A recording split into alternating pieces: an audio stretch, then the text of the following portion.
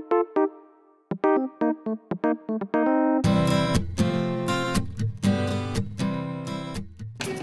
I'll take questions. When you were saying that you came back to the faith, was that during your investigation in South America, or was that another time? Thanks for that question, because I like telling this story because I really believe that every conversion is very important. Not mine or anyone's, and mine was pretty unusual because it should have happened earlier. I had a lot of reasons to convert, and I knew deep down that, you know, I believed, but I sort of couldn't make the step, and I don't know what it was. And I wonder whether it wasn't subconsciously the fear of confession, especially after the 35 years of the life that I led. And the priest I was talking about, Father Renzo Cecilo, came out to Australia at the end of '98, and I had just built a restaurant, and I took Father Renzo and a few other people, and we were having dinner, and he said, his English is not great, he said, "Your offices are up here." I said, "Yes." And he said, "Have you had them blessed?" And I had to work not to smile, because what a silly question. I haven't had myself blessed. Officers blessed, you know. And I said, no, Father." He said, "You would like them blessed?" And he said, "Yes." You know, what else can you say? The steaks were just being served, and I was really proud of my new kitchen. I look at this, you know. So he got up and walked away, so I had to follow him. And Katia Rivas, the woman from Bolivia, and she followed. So we went upstairs, and it must have been the Holy Spirit, because I was really scared. But walking up the stairs, I said, "You know, Father, one day, I would like to talk to you about confession." Pretty safe, you know. "One day we'll talk about it." And he didn't answer me, and I thought, oh, well, this guy was a saint. You know? I thought priests would, you know, grab you by the neck if, you know, if you come back. But no, he just walked up, and I was sort of disappointed but relieved, bit of both. And he walked over to the little kitchen area, and he said, "What is this room?" And I thought, yeah, he's lost it. Had a beautiful entrance area, and my office was pretty flash, and he walked into the kitchenette.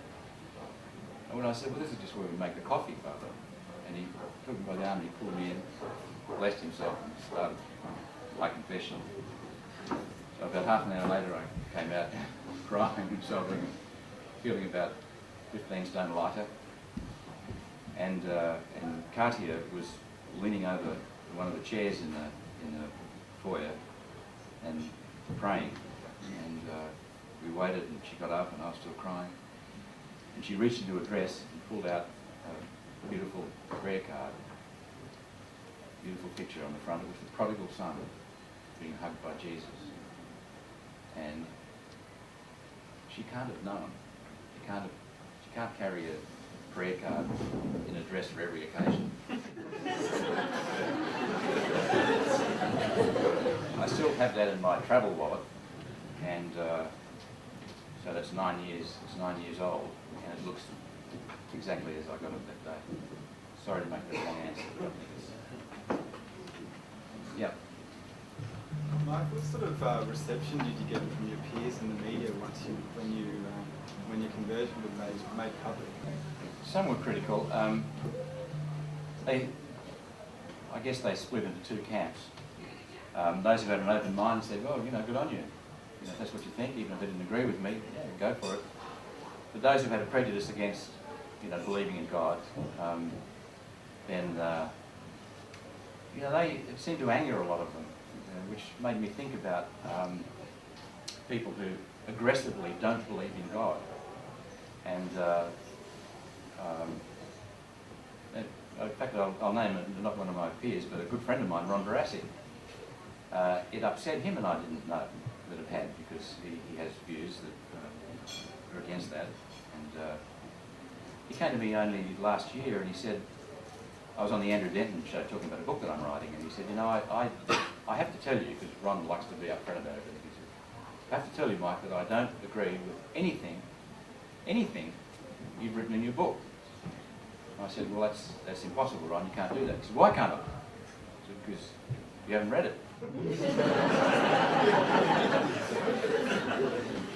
but he was, I can see he was upset about it, and I think Ron will come around to, because he's a good guy and he'll be happy for me to do my own thing.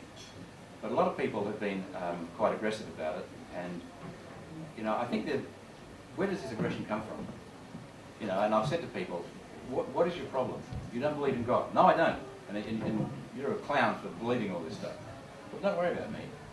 You don't believe in God, you have nothing to worry about. There's no God. You know that He's not here. Relax. But they don't. That's not my problem. Have you had anyone in the media really support you? More than you expected? No, I can't think of anyone in the media who's particularly gone out of the way to support me. But you don't expect that.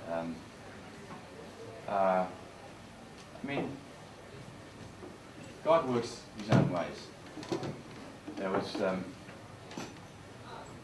There was one guy who, in the Australian, who wrote about signs from God, and he wasn't nasty, but it was just everything he said, even the lines you could say, well, that was fair. It just had a spin to it. It wasn't really friendly at all. You could see he thought it was all nonsense. And I thought he was a pretty fair guy. I didn't know him that well, but I just let it go.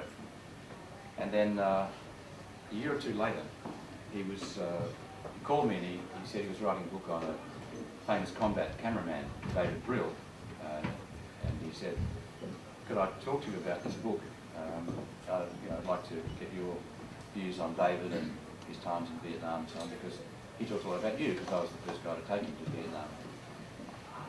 So I remembered that he'd written this thing, but it doesn't matter. So David Brill's a good friend of mine. I'd like to say some nice things about him for the book, so he came over and I gave him, some hours of my time.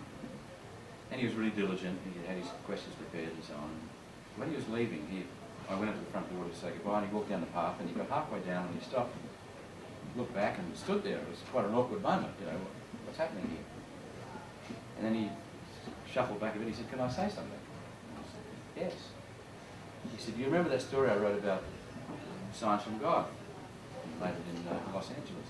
I said, yes. He said, it wasn't very nice, was it? I said, oh, you could have been a bit more friendly. He said, well, I've got to tell you something. He said, I've just written a book about this woman in Ethiopia, this Australian woman, who's opened a hospital to help local people who have problems giving birth. What's it called? Fistula. Anyway, when the womb is broken or the bowel and there's no one to repair it, it's terrible because they're incontinent forever and they get pushed out by their families and their tribes and clans. And she's just a lifetime, she's probably a saint. And he said, I was doing this book, and she said, she was giving me a lot of time and I was following her around. And on a Saturday night, I said good night to her, and she said, will I see you at church tomorrow? He said, I almost laughed because I couldn't go to church. Then I realised, she's giving me all this time so I can write the book. So I went, oh, yes, what time? So very reluctantly, I went to church. He said, I'm not an emotional person, as you probably know, but I went in and I sat down beside her. He said, and I burst into tears, and I couldn't stop crying. And I said, well, that's the Holy Spirit. He said, that's what she said. Anyway, he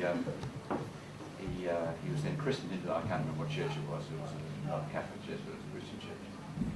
So God works in strange ways. This guy, I think his journey started with signs from God, because it was still in his mind, and he felt bad about it, and he had to come back and tell me what had happened to him. A year later, after writing this book on David Brill, the famous combat cameraman, his son, a sound recorder, went with the camera team into, I can't remember, Iraq or Afghanistan, and was killed 10 years later. So I think the Holy Spirit visited him just in time.